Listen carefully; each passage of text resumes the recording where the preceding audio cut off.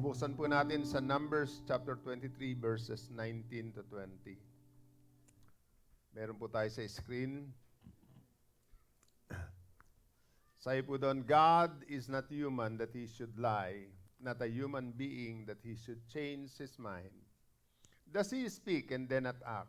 Does He promise and not fulfill? I have received a command to bless. He has blessed and I cannot change it. Sa magandang balita, Biblia, ang Diyos ay di sinungaling na tulad ng tao. Anumang sabihin niya ay kanyang gagawin. Kung mangako man siya, ito'y kanyang tutuparin. Ang utos sa akin, sila'y pagpalain. Ang pagpapala ng Diyos, di ko kayang bawiin. Ang Diyos ang magpala sa kanyang mga salita. Makakaupo na po tayong lahat.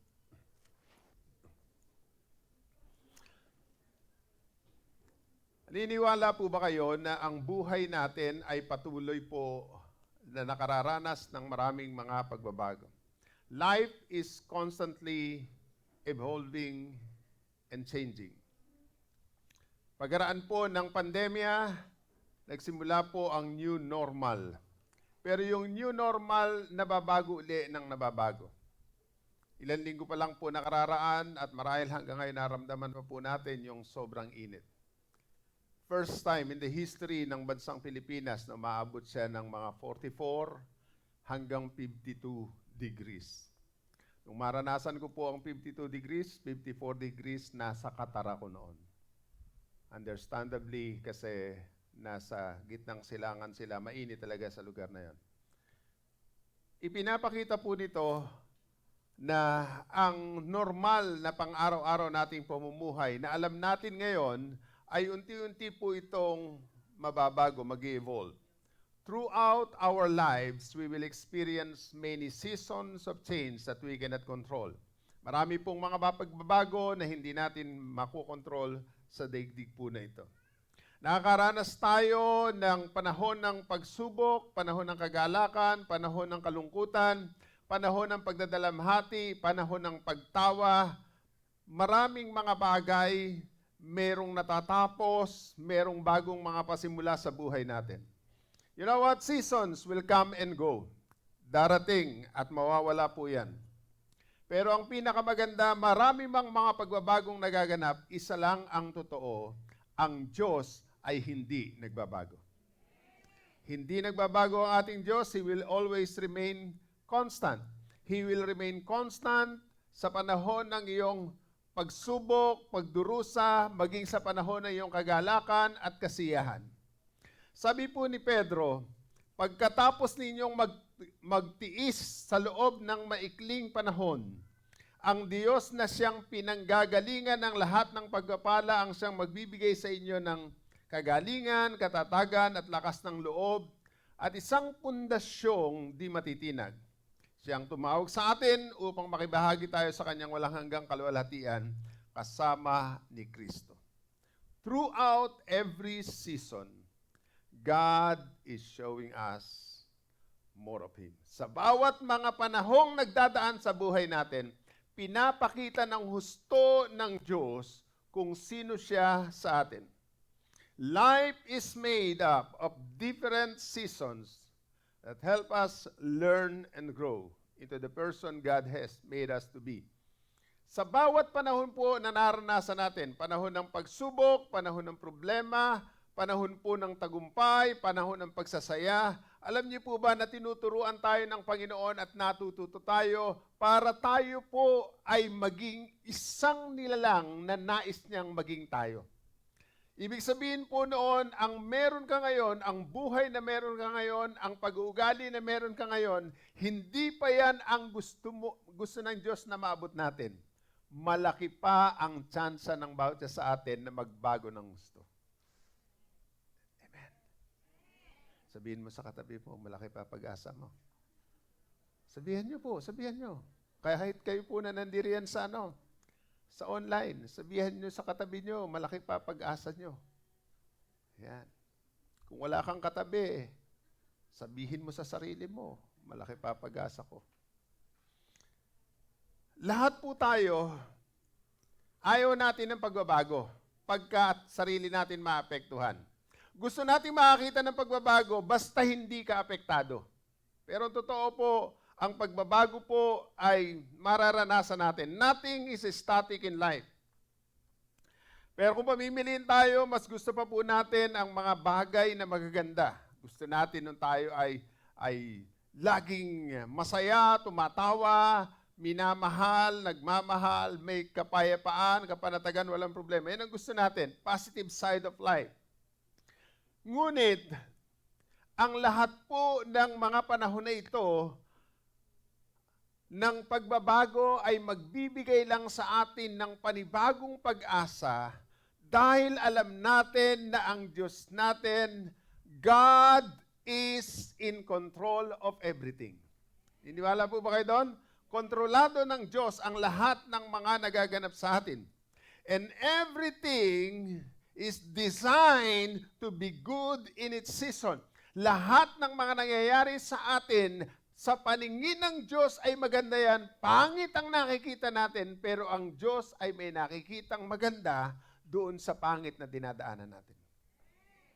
Minsan nga, kahit kayo nakatingin sa salamin at sinasabi niyong may pangit kang kaharap. Hello, hindi rin po ba kayo? Pero ang Diyos, kahit na nakatingin ka doon sa salamin, ang tingin mo doon sa salamin ay pangit, ang tingin ng Diyos sa iyo, ikaw ang maganda niyang nilikha. Amen. Amen. Hinayaan ng Diyos ang mga panahon na ito na mangyayari po sa atin upang tayo patuloy na magtiwala sa Kanya. Different seasons include trials and triumph. Pagsubok at tagumpay. Sakit ng kalooban at kagalakan. Ang Diyos ay tapat sa lahat ng panahon na ito.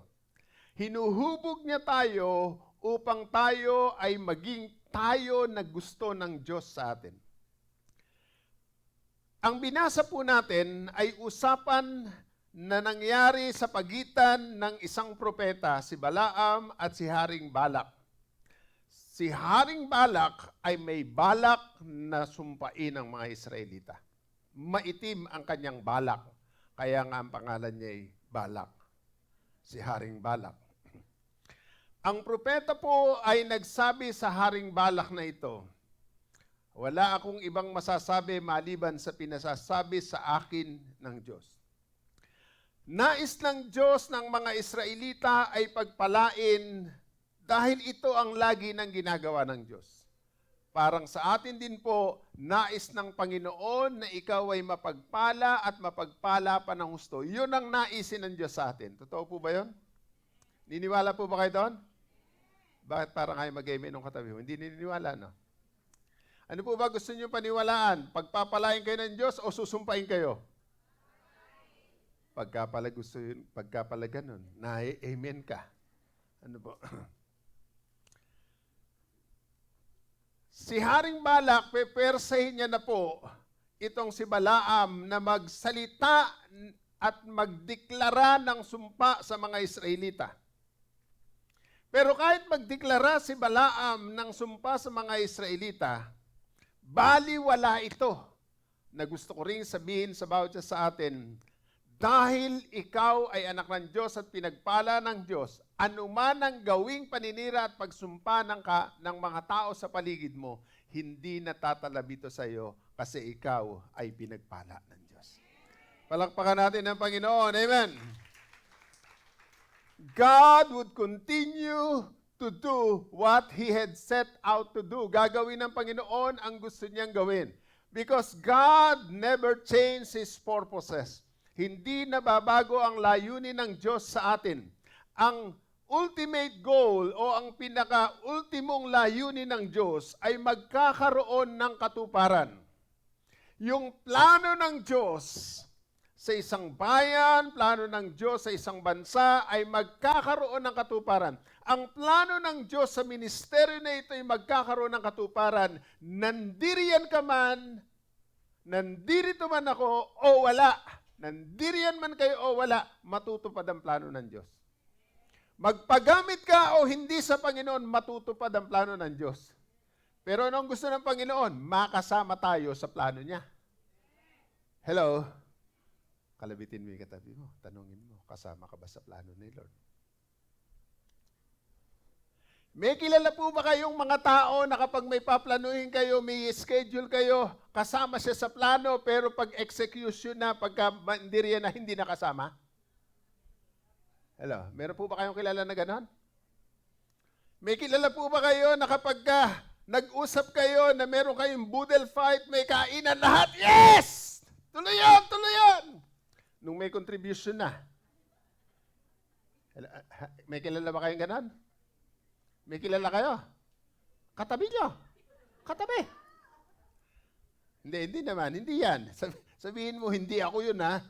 Sabihin mo sa katabi mo, hindi ako yun, ha? Ano sagot ng katabi nyo? Maniwala ako. Ang Diyos, gagawin niya ang magaganda para sa atin. At ang mga naisin ng Panginoon ay matutupad. The prophecies of God are accomplished on time or in the fullness of time. Hindi nga po maunawaan ng marami. Bakit nung panahon na si Jesus Christ ay isilang, bakit nangyari sa panahon na yon? Bakit hindi sa panahon natin? Kung sa panahon natin ngayon nangyari yon, sikat na sikat kagad si Jesus Christ. Bakit nakalagay sa post ng bawat mga timeline? Lalo na ngayon, nauso na ang AI technology. Lahat gagawa na ng mga memes patungkol kay Jesus Christ. Masisikat siya kahit hindi niya pasikatin ang kanyang sarili. Bakit hindi sa panahon ng mahusay na teknolohiya isinilang si Jesus? Kasi alam ng Diyos kung kailan siya dapat isilang. In the fullness of time. Gayun din naman po sa buhay natin. Nais ng Panginoon na isakatuparan ang mga bagay na gusto niyang gawin para sa buhay natin. God-given opportunities, God incidences or God-given opportunities to share His love arise in our lives daily. Yung pagkakataon na ipahayag natin ang pag-ibig ng Panginoon araw-araw sa buhay natin para sa iba ay dapat pong mangyari. He desires for us to participate in them. Yung mga plano ng Diyos, alam niyo po, sa kaligtasan ng iba, may plano ang Diyos. Sa kakilala natin, kamag-anak, kaibigan natin, na nais ng Diyos na makakilala sa Panginoon, alam niyo po ba mangyayari yon? Naniniwala po ba kayo na ang kaligtasan ng mga mahal natin sa buhay, kaligtasan ng ating mga kaibigan ay mangyayari dahil sa kapangyarihan ng Diyos? Kalabitin mo lang yung katabi mo. Sabihin mo, ikaw gagamitin ni Lord. Hello? May kilala po ba kayo? Dito po ba gusto nyo lahat mapunta sa piling ng Diyos sa langit? Naniniwala po ba kayo na lahat ng mga mananampalataya gustong mapunta ng langit? Gustong pumunta ng langit, pero prayer meeting, hindi makapunta. Gustong pumunta ng langit, pero Sunday service, hindi makapunta. May kilala kayong ganon? Huwag mong masyadong tingnan, nahalata ka niya. Ngayon pong umaga, gusto ko pong dalhin kayo sa isang katuruan na ito, focus on the God who bless. Ituon natin ang ating paningin sa Diyos na siyang nagpapala.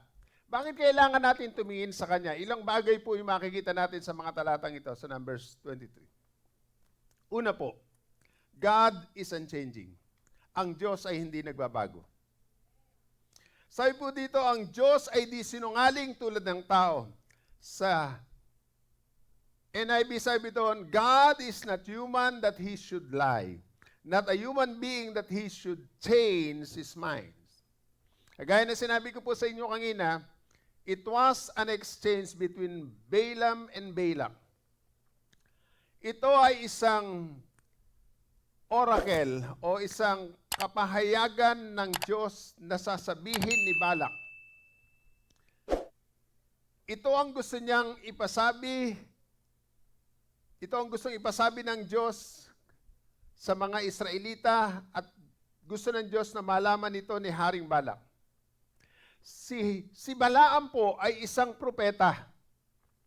Pero ang propeta po na ito may weak side. At ang weak side po niya, nagpapaupa po siya. Kailangan niyang kumita. Malaki pang kailangan.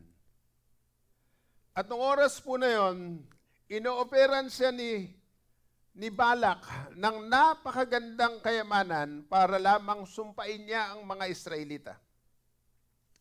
You know what? God is very, very different and separate from humans.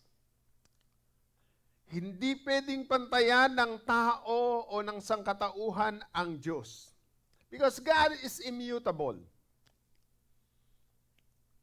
Ang katangian ng Panginoon at ang kanyang mga salita ay hindi pwedeng ikumpara sa pagkakaroon ng magandang integridad. Ibig sabihin, kapag nagsalita ang Diyos, totoo ang sinasabi ng Diyos. Amen. Pero si Balaam at si Balak, predictable sila. Parang tayo po, predictable tayo. Alam ng mga tao kung sino ka. Kahit itago natin kung sino tayo, alam ng tao na lalo na mga kasama mo at madalas mong kasama, kilala kanila. Totoo po ba yun? Totoo po ba yun? Kilala tayo ng mga kasama natin. Kaya pag may nagsabi, yan ba? Gusto niyo ba magbigay ako pangalan? Sige, bigay tayo. Okay lang? Madinig niyo pangalan niyo? Ayan ba si Ray? Ako kabait niyan. Napakamapagmahal niyan sa asawa. Alam niyo po ba ang mag-a-affirm noon yung asawa niya? Pag nadinig niya yun, kahit hindi siya magsalita, sabihin niya sa sarili, totoo yan, asawa ko yan, totoo yan. Pero kilala ba kayong ganon? Pero pagka nadinig, naku, napakabait niyan. Tapos yung asawa kumukontra. Kala mo lang, kala mo lang, kala mo lang. Hello, naunawaan niyo po ba ibig ko sabihin? Ano po? God is unchanging. Alalahanin natin ang mga bagay na ito. Hindi nagbabago ang Diyos, pero hindi ibig sabihin na ang Diyos ay hindi nagbabago kapag nagkasala tayo, ang mangyayari ay nabago na ang pakikitungo ng Diyos sa atin. Hindi po nagbabago ang Diyos. Hindi rin siya magbabago ng pakikitungo sa atin. Sa tao po, kapag maganda ang ginagawa mo sa Kanya, ang pakikitungo niya sa iyo maganda. Totoo po ba yan? Lalo na kung ikaw yung madalas utangan at napapautang mo. Ang ganda ng tingin sa iyo ay kaganda mo. Hello, totoo po ba yan? Ang ganda mo. Pero pag maniningil ka na, kapangit mo. Hello? Ano ba? Sabi po ni Wayne Grudem sa kanyang systematic theology, God is unchanging in His being, perfection, purposes, and promises. Yet God does act and feel emotion, and He acts and feels differently in response to different situations. Ito po yung paraphrase ng sinabi po ni Wayne Grudem. Ang Diyos ay hindi nagbabago sa Kanyang pagka-Diyos, sa Kanyang pagiging perpekto, sa Kanyang layunin. Hindi siya nagbabago, maging sa Kanyang mga pangako. Pero ang Diyos ay nakakaramdam, may sarili siyang emosyon. At sa bawat mga emosyon na yon, siya ay humahakbang ng kakaiba, depende sa kung anong emosyon meron siya. At sa iba't ibang mga sitwasyon. Hindi siya nagbabago, pero naiiba yung mga emosyon niya. Parang tayo rin po. Pag nagagalit po ba kayo yung nakangiti ka? Hindi ako galit. Pero yung ngipin, mababasag na. Pinipilit ngumiti. Ang Diyos, hindi. Hindi kasi plastic ang Diyos eh. Totoo ang Diyos. Authentic ang Diyos. Tayo po kaya pa nating mag-portray na maayos eh. May problema ka. Sabi ng kumare, Marve, kumusta ka na? Ako pa, Mare, ayos ako. Pag nakatal, na? Kaya natin mag-portray ng maganda. Medyo artistahin ka kasi. Pero ang Diyos, hindi niya kayang mag-portray ng hindi siya. Kung sino ang Diyos, ipapakita niya kung sino siya. Amen. Sabi po ni Charles Spurgeon, God is perpetually the same. Hindi po nagbabago ang Panginoon. Hindi po siya binubuo ng iba't ibang mga substance o mga materyales. Kasi siya ay espiritu, siya ay dalisay, siya po ay napakahalaga sa buhay natin. He is immutable. Hanggang sa kawalang hanggan, hindi magbabago ang Diyos. Why? He is the great I am. He is the great unchangeable. Hindi nagbabago ang Diyos. Kumpleto na ang Diyos for all eternity. Gusto ko pong sabihin sa inyo to, kahit magpakabuti tayo ng gusto lahat, hindi natin madadagdagan ang kabutihan ng Diyos. Magpakasama tayong lahat, hindi mababawasan ang kabutihan ng Diyos. Mananatili siyang mabuti, magpakabuti ka man o magpakasama. Hindi apektado ang Diyos sa ginagawa natin. Pero yung plano niya, isa sa katuparan pa rin yan. He has been complete for all eternity. His character never changes. Ano po sabi ni James, sa James 1:17, Jesus Christ is the same yesterday, today, and forever. Sabi rin po yan ng Hebrews 13 verse 8. Kay James, sasabihin niya hindi nagbabago ang Diyos. That means, noon, ngayon, magpakailanman, hindi nagbabago ang Panginoon. Sabi ni A.W. Pink, hindi nagbabago ang Diyos para maging maayos siya. Perpekto na kasi siya. At hindi mababawasan ang pagiging perpekto niya. Kaya yun sinabi niya, hindi niya babaguhin yun. Tuto pa rin yan. Pag sinabi ng Diyos na pagpapalain ka ng Panginoon. Amen? Pag-isipan niyo po ito. Magmula pa lang sa pagsilang natin, ang dami ng pagbabago sa atin. Niniwala po ba kayo doon? Hindi ka na yung batang isinilang noon. Nung bata ka, konting ngiti mo lang, sabi na, wow, ngiti na, nakatutuwa na nanay mo. Ang cute-cute, ang ganda-ganda ka. Ay, ganda-ganda. Nung tumanda ka, yung nanay mo, ang tanda na rin. Nung bata ka, sabi na nanay mo, anak ko, ang cute-cute. Nung tumanda ka, sabi na nanay mo, anak ko, nakakata-cute.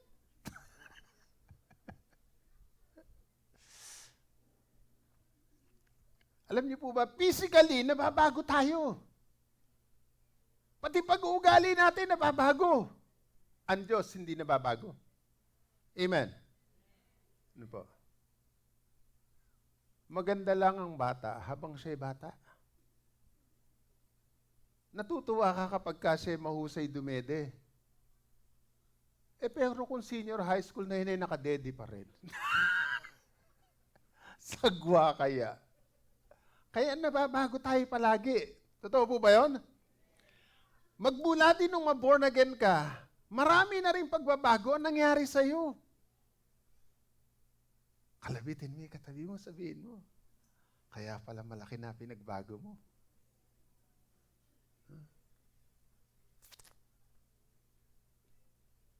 Ano sabi nung katabi mo?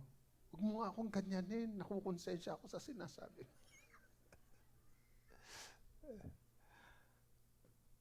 Nagbabago tayo, pero hindi ganun ang Diyos. Hindi siya iba kahapon at magiging iba siya ngayon. Tayo lang yon.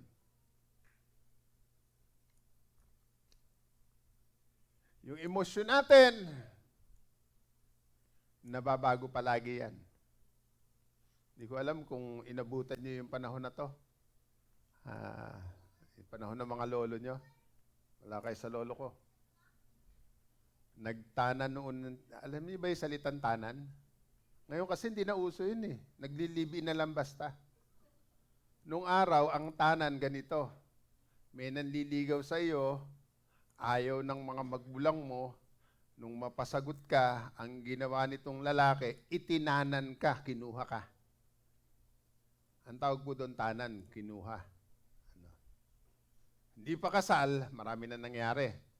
Ngayon po, yung tiyahin ko nung araw, nagtanan. Sumama sa boyfriend niya na naging asawa niya. Nagalit si Lolo.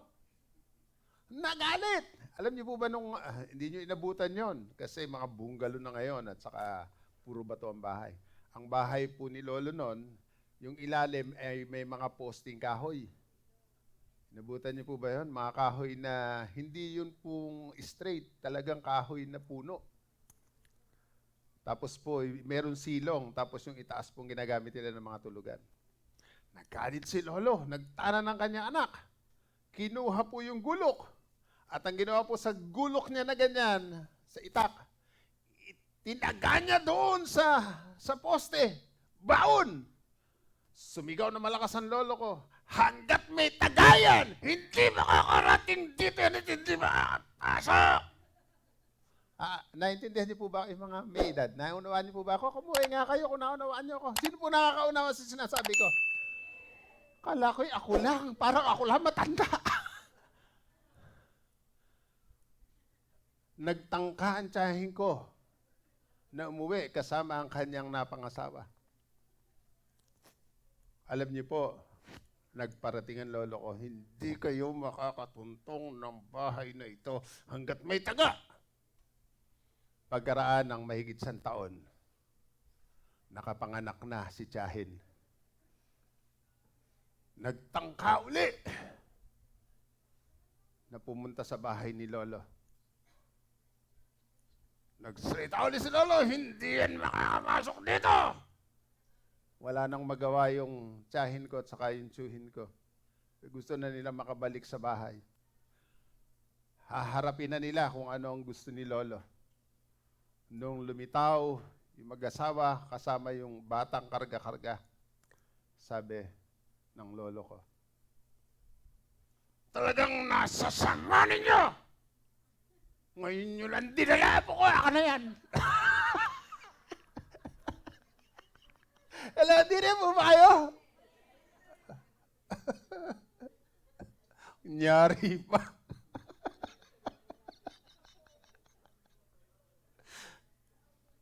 God is unchanging.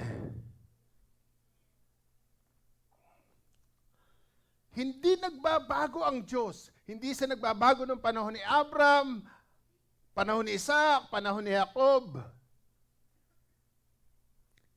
Hindi nagbabago ang Diyos nung wala na si Abraham, Isaac, and Jacob hanggang sa panahon na hindi nagbabago ang Diyos. He is the same yesterday, today, and forever. God is unchanging. Pangalawa, God's promises is unfailing. Ang pangako ng Diyos ay hindi po mababalik. Pag nangako ang Diyos, totoo. Sabi po ng verse 19b, does He speak and not act? Does He promise and not fulfill? Ano mang sabihin niya ay kanyang gagawin. Kung mangako man siya, kanyang tutuparin. Pag nangako ang Diyos, tutuparin ng Diyos. Amen. May kilala po ba kayo na kapag nangako, tinutupad? Parang walang nag-amen. May kilala po ba kayo na kapag nangako, mas madalas, no, sa 10 pangako niya, 11 lang yung sumablay? May kilala kayo na ganon? Ang husay niyang mangako, no? Pero hindi niya maibigay yung kanyang pangako. Bakit po? Natural yan sa tao. Human flows yan. Pero pag na born again, nakakilala sa Panginoon, mas madalas sa pinangako niya, nagkakaroon ng katuparan. Pero dahil nga po sa tao tayo, kahit pilitin natin, natuparin yung pangako natin, hindi natin lahat natutupad. Bakit? Hindi tayo Diyos eh. Diyos lang ang nakatutupad sa lahat ng pinangako niya. Amen. Niniwala po ba kayo doon? Wala tayong kapabilidad ng Diyos na kung saan ay gawin lahat yung ating mga pinangako. Kaya naman, kapag may nangako sa inyo, kahit tatay, nanay, asawa mo, anak mo, ipagpasalamat mo pag natupad. Pag hindi natupad, ipagpasalamat mo pa rin sa Diyos. Kasi at least napangakuan ka. Ang mga pangako po ng Diyos ay Kanya pong tinutupad. Sa susunod na taon, 2024, 2025, di ba eleksyon na uli sa atin? National election. Senador, congressman, sa local, from governor to sangguniang panlalawigan, from mayor to sangguniang bayan. Hanggang local election. Makakadinig na naman tayo ng kagagandang mga pangako. Wala naman daw. Sasabihin niya, ipapagawa niya ang mga daan. Yan din na hindi mo maintindihan minsan. Yung daan na dapat gawin, lubak-lubak pa rin. Yung daang maayos, binubutas na rin. Hindi maintindihan, ano pangako meron dyan, ano? At yung mga nangako sa atin nung nakaraang eleksyon, pagkatapos ng eleksyon, nung manalo sila, hindi na nakita ng marami. Pero lilitaw uli. Asahan nyo yan. Mga December pa lang yan. Nagme-Merry Christmas na yan. At lahat ng piyesta, binati na. Lahat ng santo, nakigalak na. At sa eleksyon, lumitaw na naman. Ang mga politikong palitaw. Pero hindi lahat. May mga nangangako na mga politikong tinutupad nila. Bakit ko sinasabi sa inyo to? Karakter ng tao yan. Pero ang Diyos, pag nangako, tinutupad niya. Palakpakan natin ang Panginoon. Amen. Kaya, let us put our whole trust in God. Sabi po ng Ezekiel 24 verse 14, God said, I am the Lord, I have spoken, it shall come to pass. I will do it, I will not go back, I will not spare, I will not relent according to your ways and your deeds. You will be judged, declares the Lord God. Sabi niya ako, Panginoon mong Diyos, sinabi ko, mangyayari ito. Gagawin ko ito.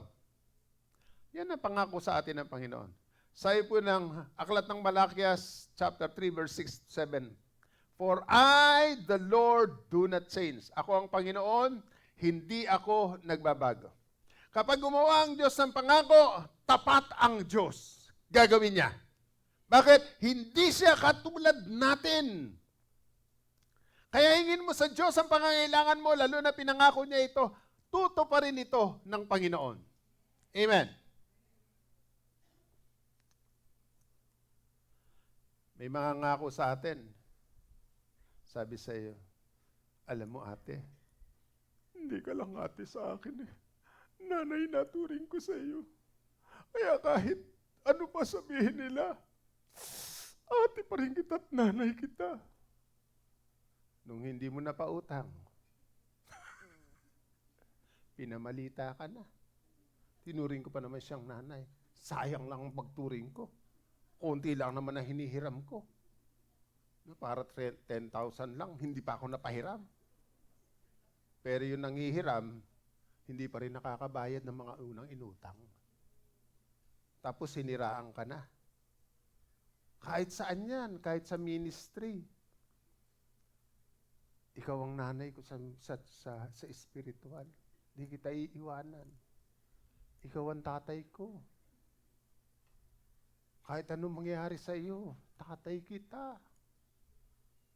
Pag talikod mo, hindi ka ng tatay, tatay ta rin kita. Pakinggan niyo po ang isang pangako na ito na natupad. Isang tatay na gumawa ng pangako sa kanyang anak. 36 na taon na nakararaan. That was 1988. Sa lugar po ng Armenia, nagkaroon ng isang pinakamalakas na lindol sa kanyang kapanahunan. Ang lakas ng lindol ay 8.2. Halos ang buong lugar na inapektuhan ng lindol ay napatag. Nakapatay ito ng halos 30,000 mga tao sa loob lamang ng 4 na minuto. Marami pang mga sugatan. Napakahirap makita ang sakit ng kalooban ng mga tao, mga pagdurusa na kanilang dinadaanan. Sa loob lamang ng 4 na minuto na bago ang takbo ng kanilang buhay. Ang mundo ng mga taga-Armenia ay nawasak. Mula po sa wasak na bansa, mula sa mga wasak na kalooban, makakakita ka rin ng magandang resulta. Parang sa atin po, gaano man kabigat ang ating dinadaanan, gaano man karami problema dinadaanan ng bawat isa, may lumalabas na mga taong maganda pala ang nasa kalooban. Sa gitna ng trahedya, may lumalabas na maganda sa iyo. At kung ang nasa loob mo ay pangit, yun din ang ilalabas. Balikan natin ang nangyari po sa Armenia. Nung umaga po na yon, ang isang tatay ay hinatid ang kanyang anak sa eskwelahan bago siya pumasok sa trabaho. Nung makapasok ang kanyang anak, siya po ay dumiretso na patungo sa kanyang trabaho. Bago maghiwalay ang mag-ama, sabi ng daddy na ito, "Anak, palagi mong tatandaan, ano man ang mangyari, lagi akong nandiriyan, lagi kitang susunduin at iingatan." Wala silang kamalay-malay kung ano mangyayari sa buong maghapon na yon. Lumindol ng malakas. Yung eskwelahan na pinapasukan ng kanyang anak ay bumagsak ng husto. Ang tatay na ito, pagkatapos ng kanyang trabaho, binalikan ng eskwelahan para sunduin ang anak. Nagulat siya sapagkat marami ng mga magulang nandoon na nag-iiyakan. Nandoon ng mga fire truck, ang mga rescuer, nandoon ng mga pulis, sapagkat yung school na yon ay bumagsak at maraming mga bata ang natabunan. Marami na nag-iiyakan. Nagsimula na maghukay ang mga rescuer pero wala silang madinig na mga batang humihingi ng saklolo. Ang tatay na ito, nung makita ang mga nangyari na yon, miyak siya, pero naalala niya ang kanyang pangako sa kanyang anak, "I will be there for you, my son. Di rin ako palagi sa iyo." At yung pangako na yon na nagbigay sa kanya ng lakas. At alam niyo po, ang ginawa niya, umikot siya sa likod kasi alam niya kung nasaan ang room ng kanyang anak. At yung room na yun, nakita niya, bagsak na bagsak po ito. Yung mga bato ay tumapo na doon sa lugar po na yun, tumabo na po doon. Ang ginawa niya po, with bare hands, siya po ay nag-unti-unti ng mga bato na kanya pong hinahakot palayo para makabuo siya po ng butas patungo lamang po doon sa alam niyang pwedeng makasigaw siya para madinig siya ng kanyang anak. Nilapitan siya ng mga kapwa niya, tatay at nanay sa lugar na yon. Sabi sa kanya, "Kaibigan, huli na ang lahat. Umuwi ka na, mahinga ka na. Wala na rin naman tayo maitutulong. Umuwi ka na. Wala na rin tayo magagawa, wala ka na magagawa. Umuwi ka na." Hindi siya tumigil. Dumating po yung hepe ng pamatay sunog, yung fire chief. Sabi sa kanya, "Kaibigan, marami ng sunog ang nangyari, marami ng pagsabog ang nangyari, hindi ko alam kung meron pa diyan sa ilalim. Pero umuwi ka na, wala ka na maitutulong. Wala na mangyayari sa iyo. Nanganganib ka pa, baka dahil sa ginagawa mo na yan, ikaw pa mismo ang matabunan. Umuwi ka na." Hindi siya napigil. At dahil doon yung fire chief ay tinawagan yung mga pulis. Pinuntahan siya ng mga pulis, pinipilit po siya na umalis. Sabi ng mga pulis sa kanya, alam namin, galit ka, alam namin, nahihirapan ka, alam namin masakit ang kalooban mo, pero kailangan mo nang umuwi. Wala na tayong magagawa. Pero ang tatay na ito, may pangako kasi siya sa kanyang anak. Tutuparin niya ito. Ito yung nagtulak sa kanya para siya ay magbuhat ng mga bato. Inabot siya ng 8 oras. Walang mangyari. 12 oras. 24 oras. 36 hours ang araw at kalahati na. Wala pa rin resulta ang lahat ng kanyang ginagawa. Bare hands, nagahakot pa rin siya ng mga boulders, ng mga bato. Pero alam niyo po ba, pagdating ng pang-38 oras, may binuhat siyang isang bato na nagkaroon ng parang maliit na opening.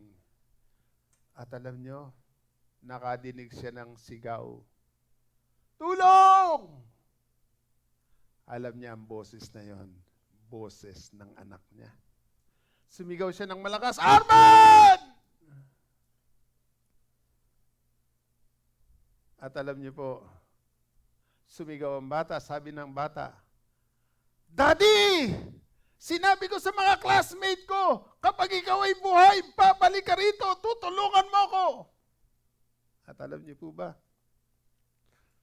dahil sa tatay na yon, naligtas si Arman at ang kanyang mga kaklase na buhay pa sa lugar na yon. Dahil sa isang tamang pangako. Woo! Come on! Come on! Kung ang tatay ni Arman na ay kayang gumawa ng pangako, tutuparin, merong isang sigurado ang Diyos natin. Nangako, tutuparin niya ang kanyang mga pangako sa atin. Come on! Come on! God's promises are unfailing. Pangatlo, God is unstoppable. Sabi ng verse 20, I have received a command to bless, he is blessed and I cannot change it. Sabi ni Balaam, ang utos sa akin, sila'y pagpalain ng pagpapala ng Diyos, di ko kayang bawiin. Ito po ang maganda. What God has blessed, no one can curse. Ang pinagpala ng Diyos, hindi pwedeng sumpain ng mga tao. Amen. Pinagpala ka, hindi ka pwedeng sumpain. Ito po ang maganda. No one can block the blessings that God has for you, not even the enemy. Yung pagpapala na inilalaan ng Diyos sa inyo, hindi kayang hadlangan kahit na ng kaaway. Makakarating pa rin sa inyo ang pagpapalang inilaan ng Panginoon. At the right time, it will happen. Sa tamang panahon, mangyayari po yun. Ang kaaway, ang dyablo, pwede pong pigilin ang lahat ng pagpapalang inilaan ng Diyos para sa iyo. Pero ang totoo, ano man ang gawin niya, hindi niya mapipigil ang pagpapalang sadyang nakalaan para sa bawat isa sa atin. All forces of darkness cannot stop what God has ordained. What God is for you, it is for you. Ang para sa iyo, ay para sa iyo. Hawakan mo sa kamayang katabi mo, sabihin mo sa kanya, ang para sa iyo ay para sa iyo. Nothing in heaven, nothing on earth, nothing under the earth can stop the forward movement and blessings and progression of God for you. Hindi natin pwedeng hadlangan ng Diyos. Kahit ang pamahalaan, hindi pwedeng hadlangan ang kaharian ng Diyos. Ang kalooban niya sa langit ay mangyayari dito sa lupa. Amen. At ang Diyos ay palaging magtatagumpay. Ang kaharian ng Diyos ay magtatagumpay laban sa kaharian sa daigdig na ito. Wow! Matutupad ang kalooban ng Panginoon. God is the great I am, and His power, glory, and greatness are beyond human comprehension. Sabi po ni A.W. Tozer, God being who He is, cannot cease to be what He is. Ang Diyos kung sino siya, ay hindi mababawasan at kukupas kung sino siya. mananatili siyang siya. Hindi siya pwedeng magpakita ng ugali na hindi siya yon. Nung ipakita ng banal na kasulatan na ang Diyos ay tapat, hindi na natin mababago yon. Tapat ang Diyos na nakilala natin. Pwede ba nating palakpakan ng Panginoon? Amen? Alam niyo po, hindi lang sa church natin, kahit sa school natin, we have that promise from God na ipagkakaloob ng Diyos yan. Alam niyo po, nung magsimula noong 2010, dyan lang tayo sa baba.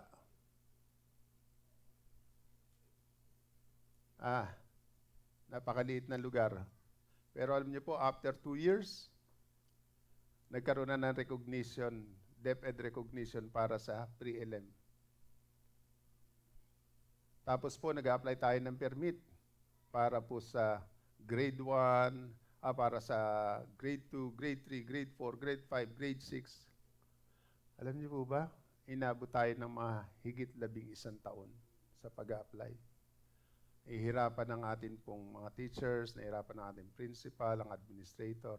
Kasi ang ipinapasa taon-taon sa DepEd ay mahigit 100 pages ng document. Tapos yung lahat ng document na yon, titingnan pa yung original kung totoo. Hirap. Pero alam niyo po, nung May 16, meron na tayong DepEd recognition ang ating eskwelahan. Whew! Ang Diyos ay tapat! Amen! Kaya panalangin niyo po ang ating school, panalangin niyo po ang church. Tayo po ang pinakamababa na tuition fee na private school dito po sa bayan natin. We live in a society that has lost the understanding of how great God is. Nawala na po yan sa idea ng mga tao. Bakit po? Ang sangkatauhan ngayon ay nakabaling doon sa katotohanan gusto nilang sila'y malaya at hindi nakapailalim sa Diyos. Ginagawa na nilang Diyos ang kanilang sarili na silang nasusunod. Kaya ang pagtungo sa Diyos, ang pagkilala sa Panginoon, ay ayaw nila dahil sabi nila, bakit ako magbo-born again? Hindi na ako pwedeng uminom, di na ako pwedeng maglasing, di na ako pwedeng magsugal, di na ako pwedeng tumaya ng loto, di na ako pwedeng tumaya ng loteng, di na ako pwedeng gawin. Ang dami na ikang bawal sa inyo. Ang totoo, nung makakilala ka sa Panginoon, wala namang sinabi sa church na ito na bawal to, bawal yon.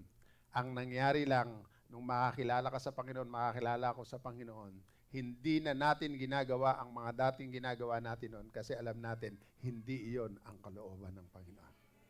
Pwede ba nating palakpakan ng Panginoon? Amen? Ang tao pilit na pinaliliit ang Diyos doon sa paraan na kaya nilang paikuti ng Panginoon. We want to get Him where we can use Him. Paano natin siya magagamit? O kaya kung kailan natin kailangan. Kaya maraming mga tao nananalangin sa Diyos pag may kailangan. Alam niyo po ba na hindi yun ang gusto ng Diyos? Ang gusto ng Panginoon, makipagrelasyon tayo. Sa mag-asawa, katabi niyo ba yung asawa niyo? Kaya niyo lang ba kinakausap ang asawa niyo pag tinatanong niyo? Yung entrega. Hindi gano'n. Nag-uusap kayo kahit walang binibigay ang asawa mo. Kasi mahal mo asawa mo. Ganon din ang Diyos, kinakausap natin kahit hindi tayo binibigyan. Amen? Bakit may relasyon tayo? Huwag kang lalapit sa Diyos dahil may kailangan ka lang. Lumapit ka sa Diyos dahil mahal mo ang Diyos. Pwede ba nating palakpakan ng Panginoon? Amen? Come on! Pero alam natin sa mundong ito, iba ang takbo ng mga tao patungkol sa Diyos. God has taken for granted. Kaya naman, ang kaluwalhatian ng Diyos hindi maihayag sa henerasyon na ito. Yung Kristyanismo ngayon ay halos mataas lang ng bahagya sa mga Diyos-Diyosan ng Griego at ng Roma nung kanilang kapanahunan. Parang malakas lang ng bahagya doon, pero ang totoong Diyos ay makapangyarihan. The greatest blessing in life is to know God Himself. Ito yung pinakadakilang pagpapala sa buhay natin, yung makilala natin ang Diyos. Ano po ang sabi ni Jesus Christ? This is eternal life, that they may know you, the only true God, and Jesus Christ whom you have sent. Sabi ng John chapter 17, verse 5. Ano po sabi doon? Ito ang buhay na walang hanggan, na makilala ka nila, na nag-iisang Diyos at si Kristo Jesus na iyong sinugo, na ginawang tagapagligtas. Alam niyo po ba, halos lahat ng tao naniniwala na may Diyos maliban sa mga agnostic o doon sa mga atheist. Hindi sila naniniwala na may Diyos. Pero hindi nila alam, ginagawa nilang Diyos ang sarili nila. May Diyos pa rin. Hello? Pero ang totoo po, hindi basta-basta makikilala ang Diyos. Kung hindi sa biyaya ng Diyos, hindi natin nakilala ang Diyos. Ayaw natin sa Diyos. Sanay na tayo sa kinagisnan natin. Mas gusto natin yung kinagisnan natin. Hello, hindi rin po ba kayo? Gustong-gusto nilang ipakita kung sino sila, ang mga tao na ito. Ang Diyos, alam niyo po ba, ang maganda sa Diyos, sabi ni Jesus Christ, walang makakakilala sa Kanya malibang ilapit ng Ama sa Kanya ang mga tao na ito. Alam niyo po ba nangyari? Dahil mahal tayo ng Diyos, inilapit tayo ng Diyos Ama kay Jesus Christ, kaya nabuksan ang isipan natin, kaya natin nakilala ang Diyos. Nung makilala natin ang Diyos, alam niyo po ba, noon lang natin nakilala kung sino tayo. Amen? Naunawaan niyo po ba ibig sabihin? Nung hindi natin kilala ang Diyos, hindi natin kilala sarili natin. Bakit ang alam natin noon, mabait ka? Hello, totoo po ba yun? Ano katwiran ng mga tao? Di naman ako pumapatay. Di naman ako nangapi ng kapwa. Abay, mahusay ako. Pero alam niyo po, nung makakilala tayo sa Panginoon, konting salita lang natin at maling hakbang, nagsosorry na tayo sa Diyos kasi kilala natin ang sarili natin, hindi tayo karapat-dapat sa harapan ng Panginoon. Amen. Amen. Amen. Kaya ang makilala ang Diyos, imposible yon maliban na ang Diyos ang maglapit sa atin. Ilang bagay po. First, remind yourself that God is the sovereign Lord. He is the God of the universe. No being or thing will ever dethrone our Almighty God. Walang makakapag-alis sa pwesto at trono ng Panginoon. Paniwalaan natin ang katotohanan na ito. The only true constant in life is God. Siya lang ang hindi nagbabago. Lahat nagbabago. Maaaring hindi mo maunawaan ang mga bagay na hinahayaan niyang mangyari sa iyo, mangyari sa akin. Pero alam ng Diyos kung ano ang kanyang ginagawa. Kung ano ang hinayaan niyang mangyari sa atin, alam ng Diyos bakit niya hinayaan yon. Alam din niya na sa bandang dulo, yung pinaka-the best na gusto niya mangyari sa iyo, magagana pa rin kahit may daanan ka. Amen? Bakit? Gusto ng Diyos na ano? Siya ang maluwalhati. God is in control and has set a time for everything in accordance to His purposes and will for our lives. Lahat ng nangyayari is according to God's plan. Everything He does is for our good and for His glory. Kaya naman sa seasons of change na meron po tayo, it is our job to listen to God. Makinig tayo sa Panginoon. Sabihin mo sa katabi mo, makinig ka kay Lord. Sige po, sabihin niyo katabi niyo, sabihin mo sa Kanya, makinig ka kay Lord. Yan. Yung nagsabi sa inyo, balikan niyo. Ikaw ang dapat. It is our call to remain faithful even when we want to give up. Manatili ka pa rin tapat kahit parang ayaw mo na. Lastly, replenish your mind with God's unchanging truth found in His Word. Sa pamamagitan lamang po ng banal na kasulatan, makikilala natin ang hindi nagbabagong Diyos. Sa pamamagitan lamang po ng banal na kasulatan, makikita natin ang hindi nagbabagong katotohanan ng Diyos. Tayo po ay mga tao nag-aastang Diyos, tayo mga tao na makasalanan, tayo po'y mga pangkaraniwang mga tao na dahil lang sa biyaya ng Diyos, kaya naunawaan natin kung ano ang Diyos. Kaya naman po, simulan natin ang ating isipan at puso ay mapuno ng mga pangako at salita ng Diyos. Amen. Let us focus on the God who bless. Huwag kayong mag-focus sa blessing nyo. Ulitin ko po, huwag kayong mag-focus sa blessing nyo. Huwag kayong lumapit sa Diyos dahil para ma-bless kayo. Hindi pa kayo humihingi ng blessing, yun na gusto ng Diyos, pagpalain kayo. Kaya huwag kayong lalapit sa Kanya dahil sa blessing. Huwag kayong susunod dahil napagpala kayo. Sumunod tayo sa Diyos kasi mahal na natin ng Diyos. Whew! Come on! Come on!